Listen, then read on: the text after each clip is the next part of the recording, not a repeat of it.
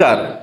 गोवा सरकारने आज निर्णय घेतलेला आहे की शाळा आणि धार्मिक स्थळं अर्थात मंदिरं यांच्या 100 मीटरच्या आतमध्ये दारूच्या दुकानांना परवानगी देण्याचा आणि या दारूच्या दुकानांकडून दुप्पट फी वसूल करण्याचा त्यांनी निर्णय घेतला आणि हे पर्यटन वाढीच्या दृष्टीने केलं जातंय असं त्यांनी म्हटलेलं आहे. परंतु या माध्यमातून आज कॅसिनोच्या माध्यमातून गोव्यातली युवा पिढी जी बर्बाद होते आहे, अशा स्थितीत दारूची दुकानं त्या ठिकाणी चालू करणं हे शाळा आणि मंदिरांच्या ठिकाणी हे कितपत योग्य राहील आणि ह्या माध्यमातून हिंदू भाविक हा दारूच्या आहारी जर गेला तर तो मंदिरात जाईल का आणि यातून टुरिझम निर्माण होईल का?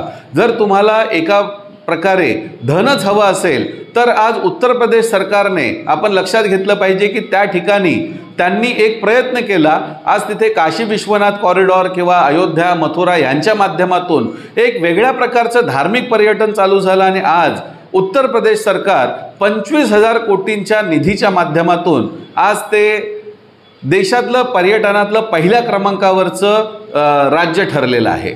एवढी तर गोवा सरकारची अर्थव्यवस्था आहे. त्यामुळे गोव्यामध्ये एवढी प्राचीन मंदिरं असताना, गोव्याची एवढी संस्कृती असताना दारूच्या माध्यमातून पर्यटकांना प्रमोट करण्याचा प्रयत्न करणं हा मला वाटतं निंदनीय गोष्ट आहे आणि यामुळे या अधिवेशनाच्या माध्यमातून आम्ही याचा निषेध व्यक्त करतो आणि आम्ही सरकारला आव्हान करतो की हा निर्णयाचा पुनर्विचार केला जावा आणि केवळ पर्यटनाच्या दृष्टीने होऊ नये. कारण आज FSSAIच्या माध्यमातून नियम आहे की शाळांच्या जवळ फास्ट फूडची सेंटर बनवता येणार नाहीत. जर फास्ट फूडची सेंटर बनवायला जर सरकारचा विरोध आहे तर या ठिकाणी दारू विकायला कशी काय परवानगी असू शकेल? आणि म्हणून गोव्यातल्या युवा पिढीच्या भविष्याच्या दृष्टिकोनातून जर बघितलं तर मला वाटतं सरकारने या निर्णयाचा पुनर्विचार केला पाहिजे.